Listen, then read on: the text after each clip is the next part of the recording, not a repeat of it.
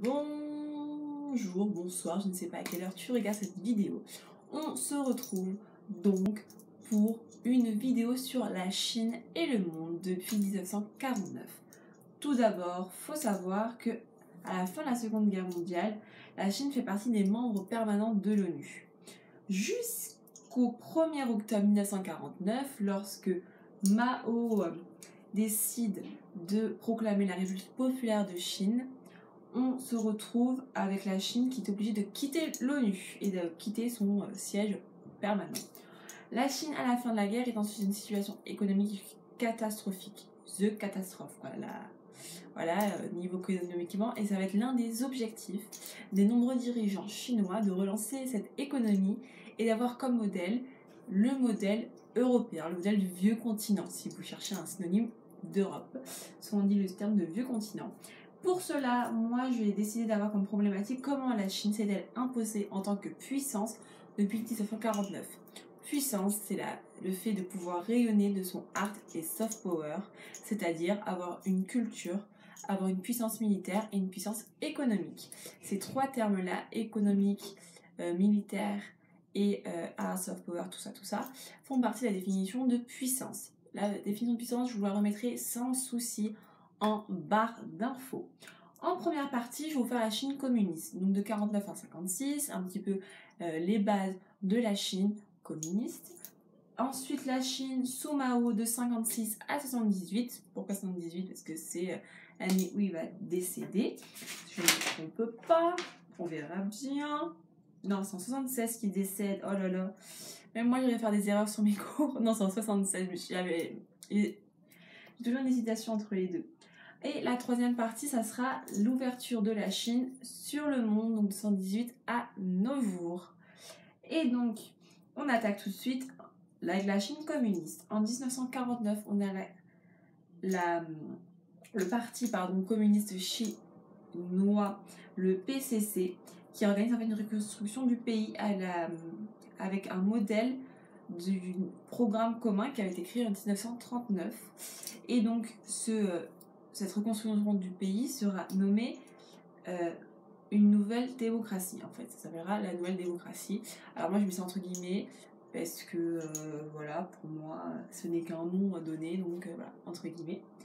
En 1950, on a une vraie réforme au niveau de l'agriculture, et là, on voit vraiment la patte communiste qui rentre en jeu, parce qu'on a 47 millions d'hectares qui sont réquisitionnés pour être redistribués aux différents agriculteurs.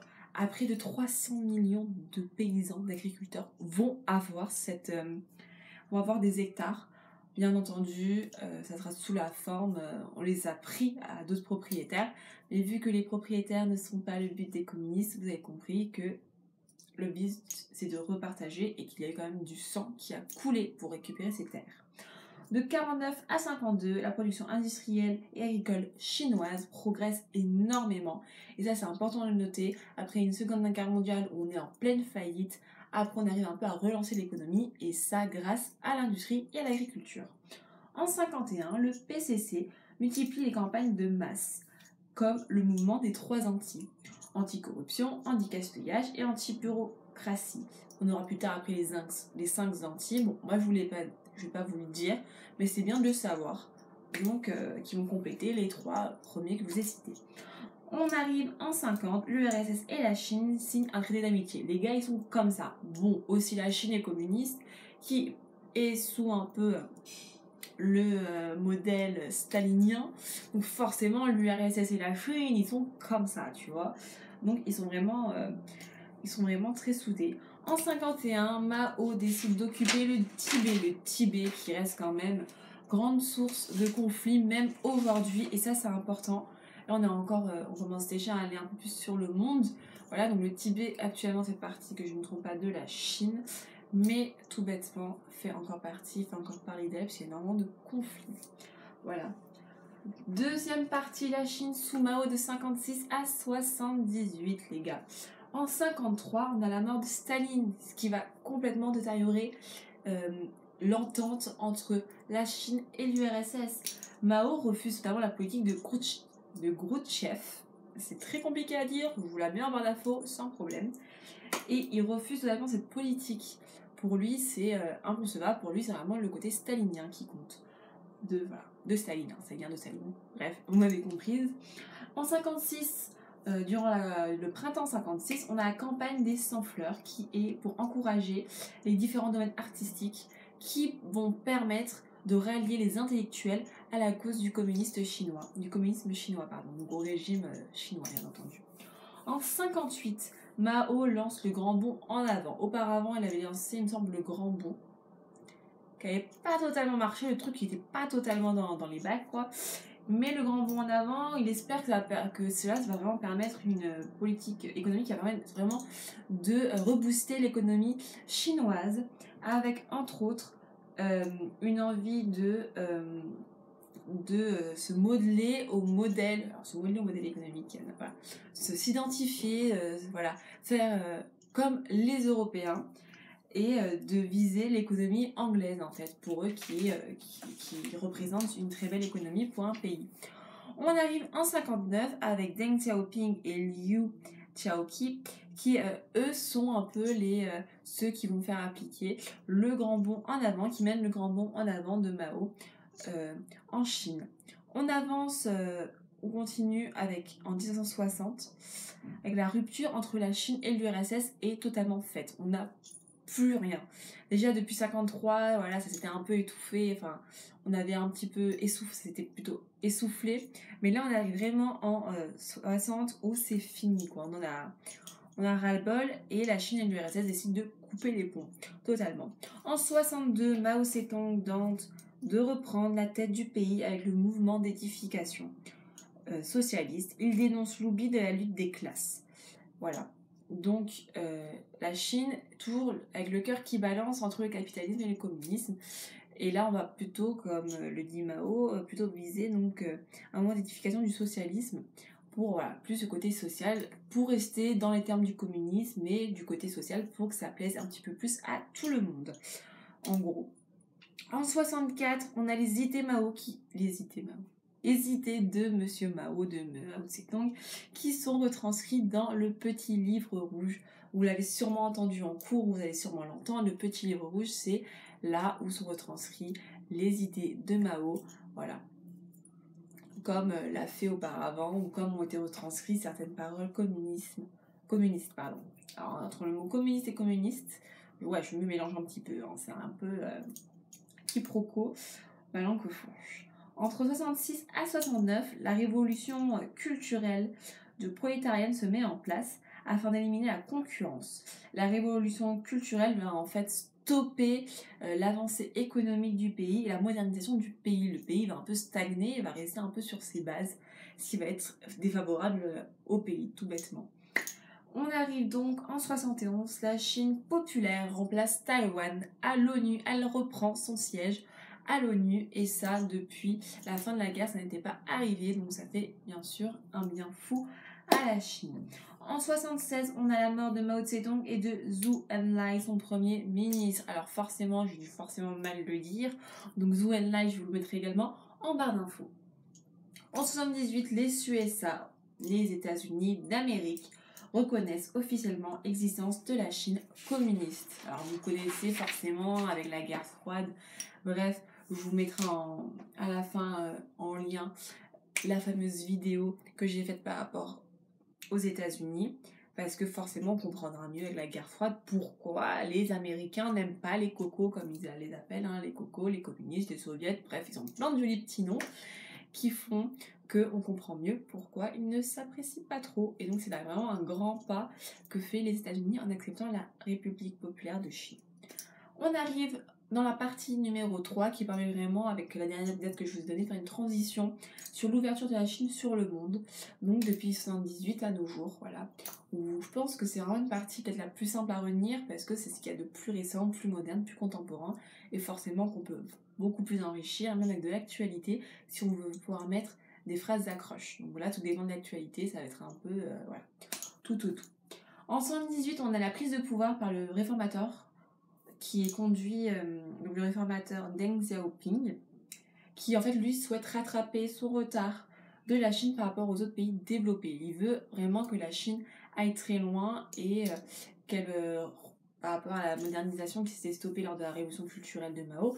Il veut vraiment pouvoir avancer dans ce retard et faire que son pays évolue. On arrive en 80 où la Chine décide de créer 4 différentes zones économiques spécialisées dans la technologie et entre autres dans la technologie, qui sont faites en fait pour attirer les capitaux étrangers. Et là encore une fois, on est encore sur le truc entre le communisme et le capitalisme qui, voilà, on est sur un peu la corde fine ou voilà, le cul entre deux chaises un petit peu. On note que le pays a doublé de population depuis 1949. Quand on arrive dans les années 80, la population a doublé. Et ça, c'est du positif et ce qui montre une modernisation du pays. Pour ne pas revenir sur vos cours de seconde, mais vous pouvez toujours jeter un coup d'œil sur vos cours de seconde, c'est par rapport aussi, vous pouvez revoir par rapport à la démographie, à la croissance démographique d'un pays, avec les différentes étapes. Voilà, où quand le pays commence à avoir plus de naissances que de décès, on est dans le début de la démographie, avec un pic, puis après ça stagne un petit peu, et quand ça stagne, un certain équilibre entre les naissances et les décès, on arrive vers une fin de croissance démographique qui colle souvent avec un début de pays développé. Voilà, en gros, pour vous refaire votre cours de seconde. On continue en 92 avec la mise en place d'une économie socialiste de marché qui combine l'économie socialiste et les règles de marché. Encore une fois, on est sur la corde raide, capitalisme, socialisme. En 97, la Chine récupère Hong Kong et pour cela, je vais essayer de vous trouver un reportage qui vous parlera court et bref sur Hong Kong, parce que Hong Kong, ça a été créé, ça appartient à la Chine, ça appartient pas à la Chine, voilà. À un moment, ça devait appartenir, durant 100 ans, ils avaient leur indépendance, puis ça revenait collé à la Chine. Bref, c'est très compliqué. Et Hong Kong, c'est très intéressant pour un pays car c'est une économie monstre. C'est toutes les régions côtières qui sont extrêmement denses au niveau de la population et au niveau de l'économie. Il faut savoir que la Chine, c'est un pays vraiment très inégalitaire. C'est-à-dire que plus vous allez dans les terres, plus il y aura de paysans et moins il y aura de monde sur les terres. Il y en a vraiment parfois très très peu et voilà. Alors que sur les régions côtières, c'est extrêmement dense en tout en fait. C'est vraiment de l'excès en tout et c'est la partie la plus riche de la Chine. On continue en 97 avec la mort de Deng Xiaoping, celui qui voulait rattraper le retard de la Chine sur les pays développés en termes d'économie et de modernisation. En 2001, la Chine entre enfin à l'OMC, l'Organisation mondiale du commerce. Et ça, ce n'est pas rien pour un pays d'être dans l'Organisation mondiale du commerce parce que ça lui permet de développer son marché, de développer son commerce tout bêtement et d'apporter une économie prospère au pays. En 2008, la Chine accueille les Jeux Olympiques d'été à Pékin et ça, c'est un moyen de rayonner partout dans le monde. C'est un peu comme lorsqu'un pays accueille la Coupe du Monde de FIFA, comme on a pu avoir cet été, c'est exactement pareil, c'est un truc de malade. Et il y a énormément de monde qui vient, et on a un rayonnement où le soft power peut enfin rayonner, et ça c'est cool pour un pays. Le soft et hard power, je vous le garde pour la conclusion, qui est toujours bien, quand on ne sait pas trop quoi dire pour une conclusion, d'avoir ce genre d'argument. Hop, on verra ça tout à l'heure. En 2010, la Chine devient la deuxième puissance économique au monde. Et ça, ce n'est pas rien, Jamy, parce que arriver à être deuxième puissance économique, ça veut dire que là, on a su vraiment développer, exploiter tout son savoir-faire. Et ce n'est pas pour rien qu'on appelle la Chine et la région asiatique avec l'Inde les petites mains du monde ou les ateliers du monde, généralement. Ou là, vous pouvez le placer également dans une rédaction. C'est toujours pas mal de l'avoir.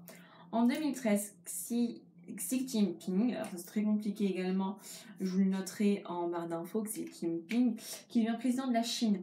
Et ça permet en fait de mettre en place de nouveautés, dont notamment en Chine, on décide de construire un port militaire nommé le collier de perles qui est énorme et qui permet de solidifier la entente entre ces pays alliés avec la Chine, car ces ports militaires, ça s'appelle collier de perles, se situent dans tous les réseaux de mer alliés avec la Chine. Voilà. Donc, comme vous le savez, un pays possède une certaine partie de l'océan.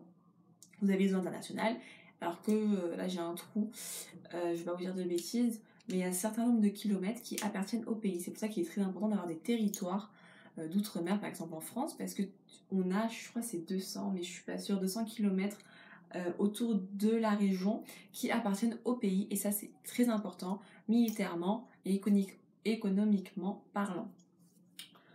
On peut conclure que la Chine en fait a un faible soft power avec une influence culturelle malheureusement qui a du mal à s'exporter à l'étranger, et ça c'est dommage, alors qu'elle a un hard power très puissant parce qu'elle posait la deuxième armée au monde. Et n'oubliez pas, surtout pas en Chine, voilà, il y a cette image que moi qui m'a beaucoup marqué, c'est ces défilés militaires où on montre vraiment la puissance entre les soldats, l'armement, les tanks, enfin tout ce qu'il en suit, et c'est énorme quand on voit ces images de défilés militaires. Et c'est ce qu'on retrouve également en Corée du Nord. On a des énormes défilés militaires, voilà. On a l'impression de se retrouver un peu dans les années 50, 60, quand il y avait encore l'URSS qui existait, et où on a vraiment cette idée un peu avec le champ révolutionnaire, avec l'armement et les soldats qui arment à la main. Bref, on a l'impression d'être revenu en tant que l'URSS. Et donc, ça sera le mot de la fin. Donc, sur ce, je vous embrasse. On n'hésite pas à s'abonner à la chaîne. On s'abonne, on like. On lâche un petit commentaire, hein, lâchez un comme on disait avant sur Skyrock, hein, ou Skyblog, je ne sais plus. Bref, on n'hésite pas, et je vous embrasse. On se retrouve pour une prochaine vidéo. Sur ce, ciao!